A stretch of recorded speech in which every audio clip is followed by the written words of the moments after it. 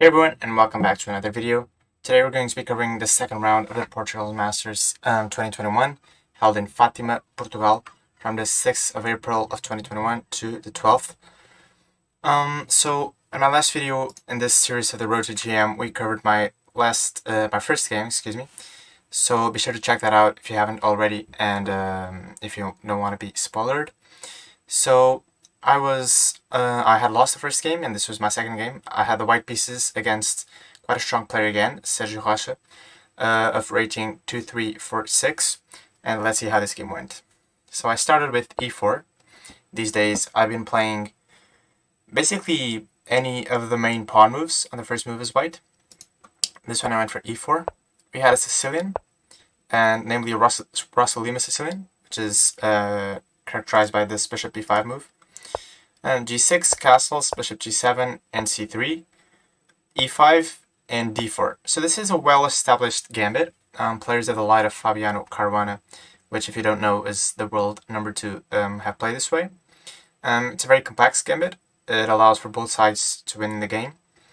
And I quite like it personally.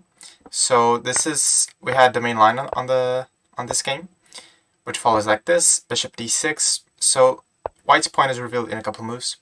Right around here, I think we can pause. So why has white given up a pawn? Well, he's got more development. You can see he can bring his knight out right now, and he'll finish his development, while black still has to figure out how to develop this guy. And overall, he's a bit pinned. There's quite a lot of pressure in black's position. So this is why this gambit is quite sound. In the game I played a4. During the game, I recalled that my prep went knight bd2, but I couldn't figure out a way to basically keep my dark square bishop after something like this. I was afraid of b5 mainly, but as it turns out, b5 is not that big of a deal at all. And also, I thought I needed to keep my bishop in this diagonal, so exert pressure, as we'll see a bit later. But that was not necessary as well. So I went a4, preventing this a6, b5. He went b6, knight bd2, bishop b7. And now I went bishop c4, which is slightly dubious. Not that bad of a move, but slightly dubious. So his plan is to go knight a5 and then a6, or a6 first and then knight a5. And I thought I desperately needed to keep my bishop in this diagonal, because if I don't, let's say after rook c1 for example, he can go rook e8, and next he can entangle his pieces with knight c8, because there no longer is this pin here to the rook. So after normal moves, rook e1, knight c8, bishop g3, we would have a position like this. And I thought if I let him get some freedom like this, then my whole gambit idea wouldn't have worked. And I thought I was already worse here. So this is why I didn't go for this.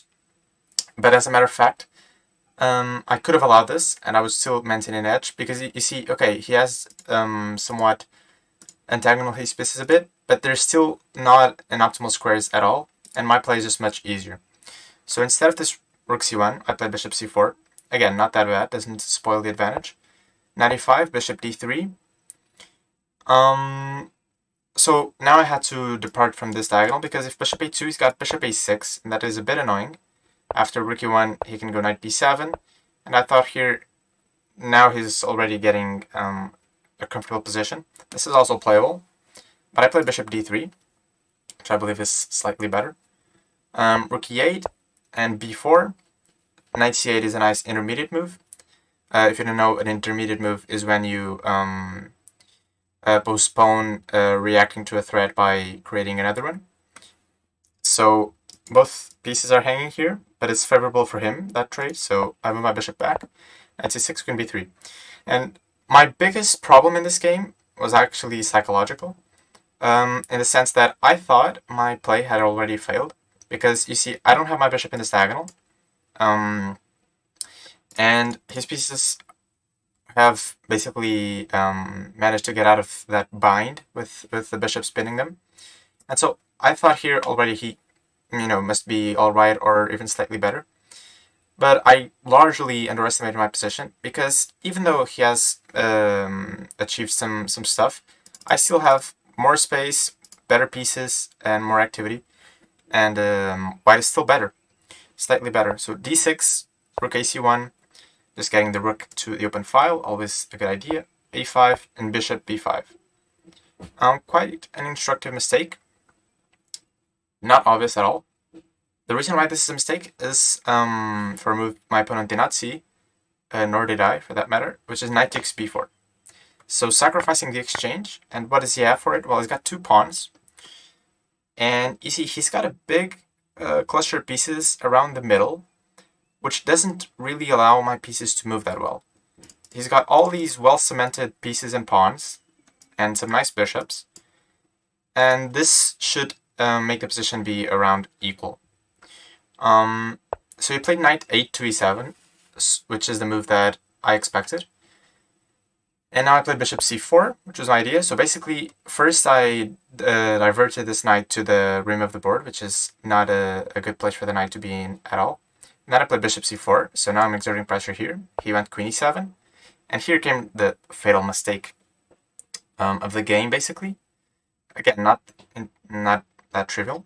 I should have played b5, and after knight b4, I couldn't see a way for me to continue here. But it turns out after rook fe1, this threat of playing e5 and opening up the position is actually very dangerous. And you see, he's really not well coordinated to meet this. He still has these 3 pieces here, which are not contributing that much. And e5, look at how all my pieces just open up.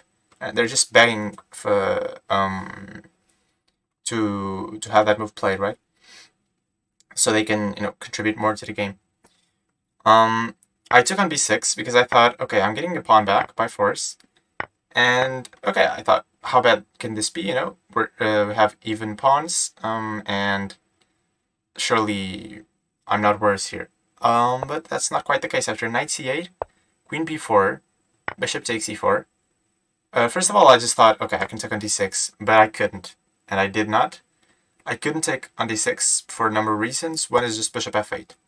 And you see there's a pin here, which means I cannot move this knight, and he's just going to take it next, and basically win it for free, because I don't have any pieces that can support the knight. There's some crazy computer lines here that might lead to equality, but I don't want to go too deeply into them at all. Basically, it's a semi-lost position already, because if I cannot take on d6, then I'm just a pawn down, and even though these pawns are doubled, which usually means they're less effective than if they weren't double, they're quite good here, because the bishops, I do not have a good way of dislodging this bishop, for example, which means he can just push this one, this bishop will help, and I cannot create counterplay. And if you can't create counterplay in a chess game, you're most likely worse, or in this case, almost lost. I played knight cd2, not really knowing what to do. That was not supposed to rhyme. He played d5, and yeah, I played queen b3, because the ending I thought was even more hopeless than having the queens on. But from here, it was really just a matter of conversion. You can see how he's got a huge clump of pieces around the center, and there's no way for me to break through, basically. h6, he just played some normal moves. And yeah, these moves really are not that important, because it's just a lost position. And the game ended in a couple of moves. Knight d2. I try to give a check. Rook a1. We both knew this was lost here, and after this check, I just resigned the game. So my main mistake in this game, again, was back in move. What is it? Back in move 20. B takes a5 instead of b5. But the reason why I made this mistake is because I didn't believe enough in my position, in the strength of my position, and that has to do a little bit with when I have studied this position, and positions like this, and I saw they always had pressure on this diagonal.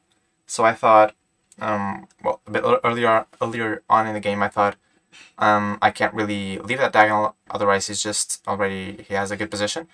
That was not the case. Sometimes you just have to go again against your knowledge, which means, like, okay, you study something. If something different appears on the board, then you just have to go by what you know and how you know how to play. So don't just stick to the book, basically. That's what I'm trying to say.